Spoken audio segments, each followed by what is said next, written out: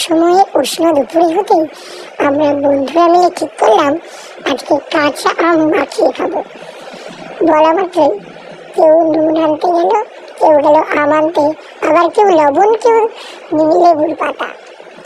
চটপট করে আমরা বসে পড়লাম আম ছাড়ানোর কাজে। আমি একটু লেবু টেস্ট করতেই প্রচন্ড টক।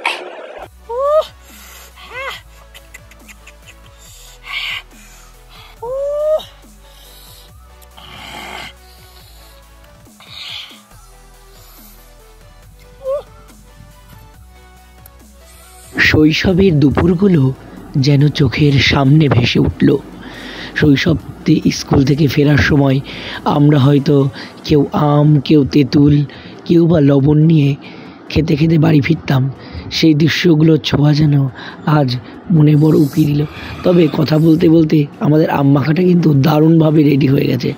তো এই রকম একটা অসময়ের দিনে আম মাখা খাওয়ার যে মজাটা সত্যি ব্যাপক সুন্দর। তো টাটা, পরবর্তী ভিডিও দেখা হচ্ছে।